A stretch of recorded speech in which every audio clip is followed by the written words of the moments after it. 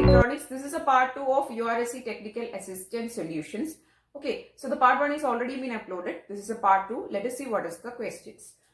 Which phenomena is best explained by the particle nature of light? The phenomena that is best explaining the particle nature of light is photoelectric effect. Now, what is photoelectric effect? Photoelectric effect is the phenomena by which emission of electrons or free carriers happens from a material when light or an electromagnetic radiation is incident on it. That is, when light incidents a material, some free carriers or electrons are emitted from this material. This phenomena is called photoelectric effect, and this phenomena explains the particle nature of light. Okay, and the electrons emitted in such a way is called photoelectrons. Okay, so that is the answer for this question. Photoelectric effect is the answer for the question. Next question, there were a lot of questions in theory like this. Okay, next question, the energy of a photon varies directly with its dash. The energy of a photon directly varies with its frequency. The options were wavelength is there, velocity is there. There were various features, and the photon's energy is directly proportional to, or it varies directly with its frequency. Okay, so the answer is frequency is the answer. Next question. Norton's theorem states that an entire network connected to a pair of terminals can be replaced with dash. Okay, so the Thevenin's theorem and Norton's theorem is actually going hand by hand by explaining that the replacement of these linear networks or linear time variant networks by voltage sources and current sources. Okay, in Norton's theorem, it states that a linear time variant system, which is consisting of voltage sources, current sources, resistances, and various other elements, that is a complete network, can be replaced with the help of a single current source and a parallel resistance connected to it. This is called Norton's theorem. Whereas in case of Thevenin's theorem, states that such a linear time variant network can be replaced with the help of a voltage source in connection with a series resistance. Okay, I have done a separate video which is explaining detail on the Thevenin's theorem. Whereas this is Norton's theorem. In Norton's theorem, we can say that a linear time variant system can be replaced with the help of a current source with a parallel resistance, with a single parallel resistance connecting to it. Okay, so that is a Norton's theorem. I'll draw a rough structure for explaining the Norton's theorem anyway.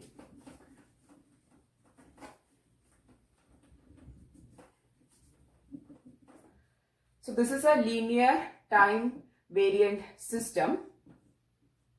Okay, so this is a LT system, and this system can be replaced with the help of Norton's theorem with a current source and a parallel resistance. This is terminal A and B, and here we are replacing terminal A and B with a current source and a parallel resistance. This is called Norton's theorem. Okay, so this is the answer for this question, that it can replace with a current source and a parallel resistance. The options can be current source and linear resistance, voltage source and a parallel resistance. So such options can come. Just remember this figure. There is a current source and a single parallel resistance. Okay. Moving on to the next question.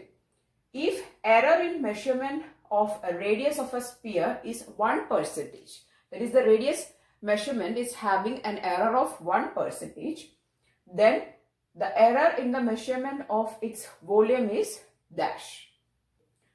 So here we are talking about the error in measurement, that the error is in the measurement of a radius of a sphere. So we know that if there is a sphere and if r is the radius of the sphere, the volume is given by, okay, volume is equal to 4 by 3 pi r cubed is the volume of the sphere.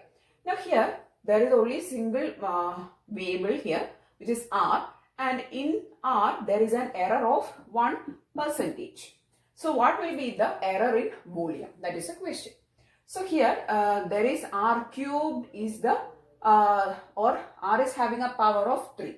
So when this type of variables, that is square, cube, or R raised to 4 or R raised to 5, these type of variables are having powers like this, then error will be, that is, you have to multiply it with the power times. So here power is 3. So you have to multiply error with 3. 3 into 1% will be the error in this volume. Okay. So the error in the volume is 3% will be the error in this volume. Okay. So if the power was 4 means 4 into 1%. Okay. So then the error will be 4%. Here since the power is 3 and the error in the radius is 1. So 3 into 1. So it will be 3.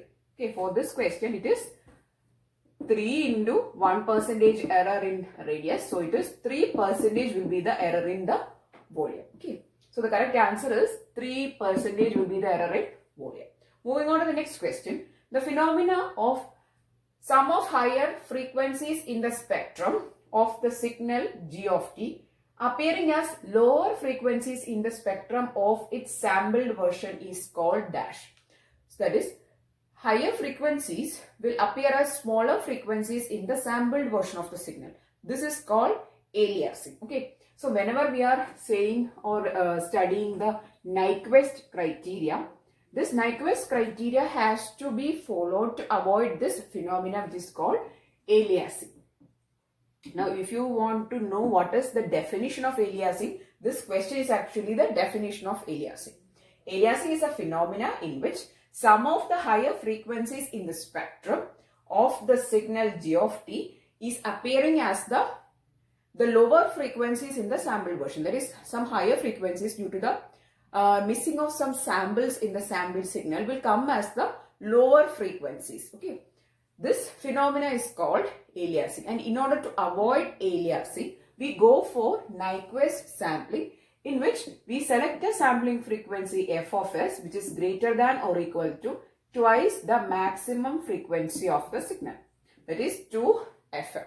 Okay. So this criteria is chosen or criteria is selected to avoid this mismatch of frequencies, that is to avoid higher frequencies to appear, that is appearing as lower frequencies. To avoid this problem which is called aliasing, we use this criteria which is called Nyquist criteria of sampling. Moving on to the next question. A real signal is said to be even if dash. Okay. So a real signal is said to be even. Consider that the signal is g of t.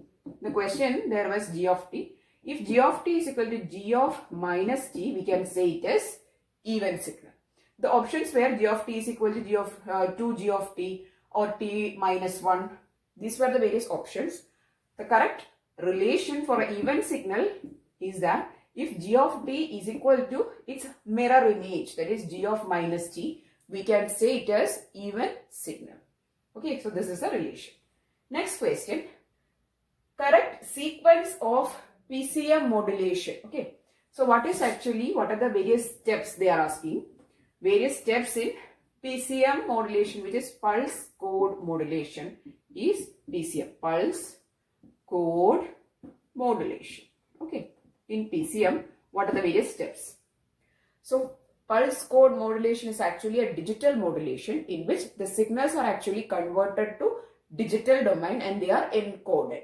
So the various steps are, first one is sampling is the first step, then quantizing, then encoding. These are the various steps in PCM. So in the options, this were actually jumbled up, that is quantizing, sampling, encoding, or encoding, sampling, quantizing. It get jumbled up, but the correct order or the correct sequence of PCM modulation is this: sampling, first sampling the signal, then quantizing the signal. Now after this step, the signal is digitized. Then after digitizing the signal, we are coding.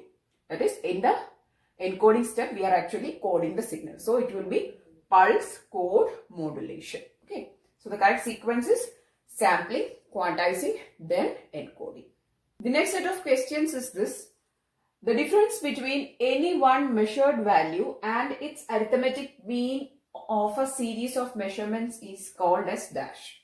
The options were resolution, deviation, accuracy, precision, etc. The correct answer is called deviation. That is, if you are taking the arithmetic mean of a set of measurements and we are going to take the difference between one measurement and this mean is called actually finding the deviation in each measurement. This, if you are taking the difference between one value and the arithmetic mean means it is actually finding how much difference or how much deviation is there for this value from the mean. Okay, so the correct answer is deviation is the correct answer. Next question, resolution bandwidth of a spectrum analyzer is its capability to dash. In spectrum analyzer, what they do in spectrum analyzer means they are analyzing the frequencies, right? So in spectrum analyzer, the resolution bandwidth means it is the capability of the spectrum analyzer to distinguish or to identify the smallest frequency. So the spectrum analyzer is analyzing frequencies. The resolution bandwidth is a capability to identify the smallest frequency. Next question, in a microprocessor, pipelining refers to dash. So the question is regarding the pipelining. So I'll draw a simple three-stage pipeline. Okay, it consists of fetch, execute, decode. This is the first instruction. Then for second instruction, it will start from here. Fetch, execute, decode. Then third instruction, I'm just drawing a random example. Okay, it will be from here. Fetch, execute, decode. So this is a three-stage pipelining, and this is how the three stages of the three instructions are being executed. Okay, so when the first instruction is executed, it will this is the first cycle. The fetch is started, then the execute is being done. During this execution stage, the second instruction is fetched. Okay, so this is actually pipelining. In pipelining, what is being done is while one instruction is being processed or executed, the next instruction is actually fetched. This is happening in pipeline. Okay, so in the third cycle, what is happening? The first instruction is going, that is, it is not fetch, execute, decode. It is in the reverse manner. I'm really sorry. Fetch, decode, then execute. Okay. Okay, here also decode, then execute. Here it is decode, then execute. Okay, so this is how it happens. So, so in the second stage, the first instruction is, in the second cycle, the first instruction is decoded, and during that time, the second instruction is being fetched. In the third cycle, if this is a cycle, then first instruction's execution is happening, second instruction is being decoded, and at that time, the third instruction is fetched. So this is how the execution goes on. That is, while one instruction is processing or getting executed, the next instruction is actually fetched. This is instruction 1, this is instruction 2, this is instruction 3. And the instructions are divided into various stages: fetch, decode, execute, likewise. This is the basic thing of pipelining. So you have to answer this. That is, from the option, the correct answer is while one instruction is getting executed, second instruction is being fetched. Okay. Now, next question. For high bulk data transfer, microprocessor uses dash. For high and bulk data transfer, microprocessors uses DMA or direct memory access. Okay, so we have explained about DMA in various videos. So I hope that the concept of DMA is clear to you.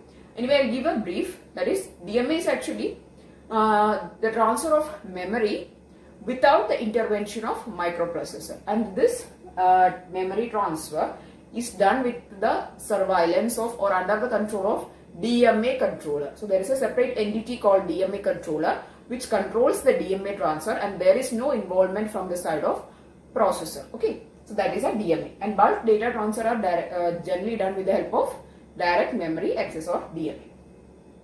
Next question. In advanced microprocessor, cache memories is used to dash. Cache memories is used for storing of currently active elements or segments of data. Okay, so in case of cache memory, where is actually cache memory present? So there is a main memory, then there is a secondary memory, there is a processor, there is a CPU, there is a primary memory, and in between there are secondary memories also. So there is a RAM here, and in between this CPU and the RAM will be the cache. Okay, this is a cache.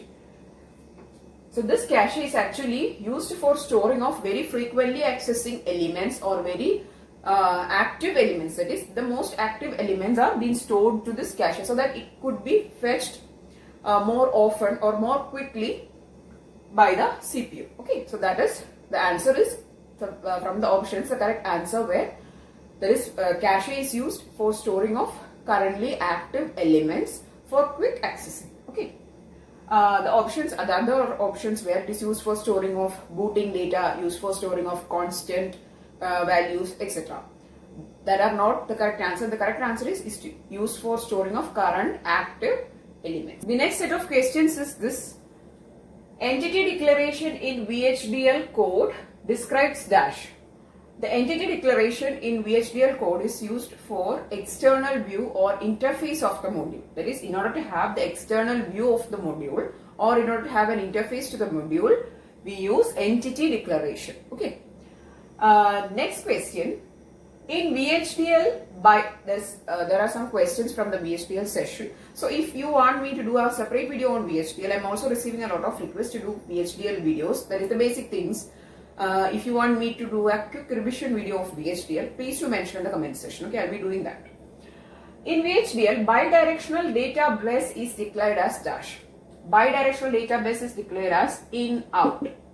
Okay, input port is declared as in, output port is declared as out, and for bidirectional data transfer, in out is used. Okay, so the answer is in out is the answer. In Vhdl, assert is used. Assert is a statement.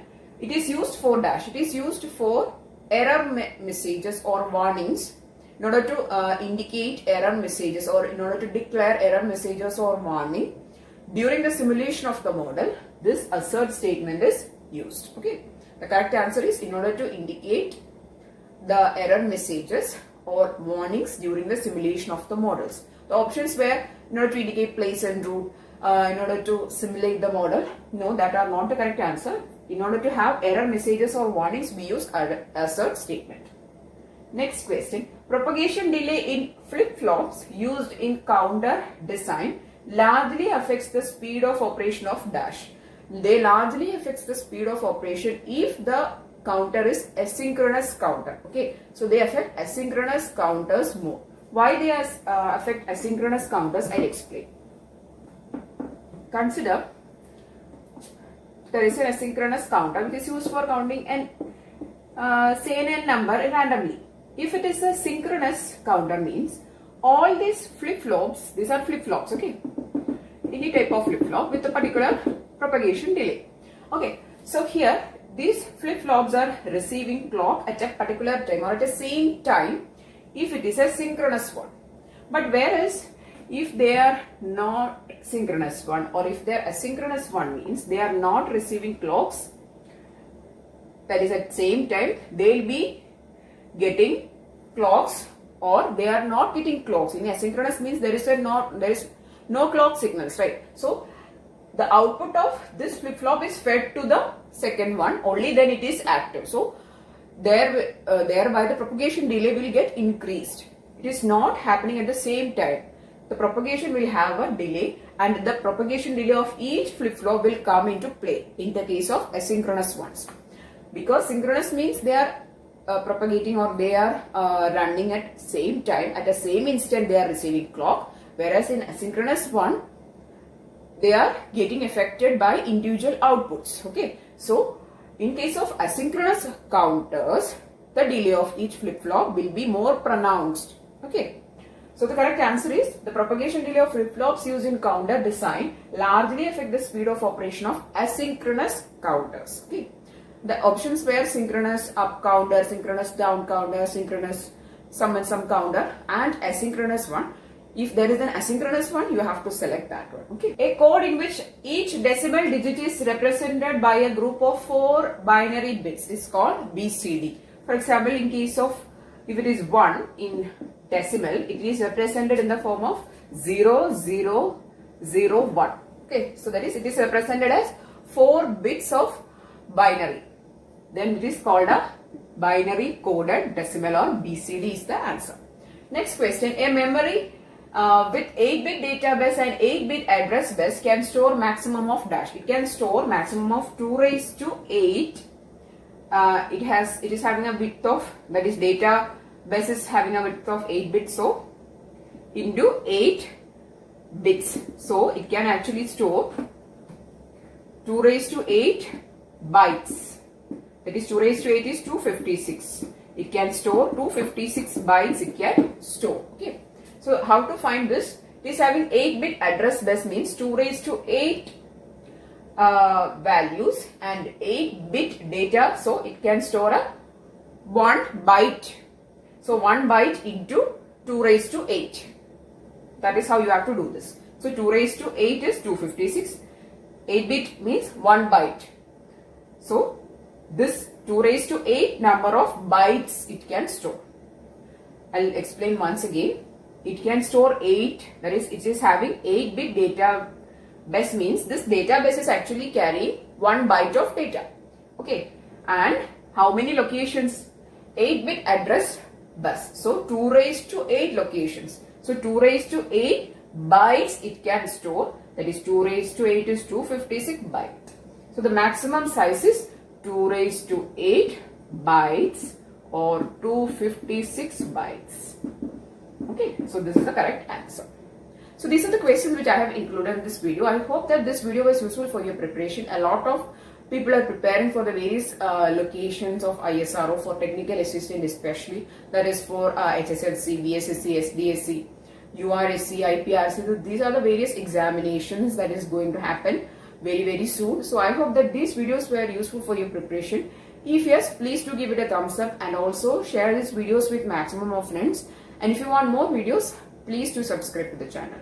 Thanks for watching and keep on watching.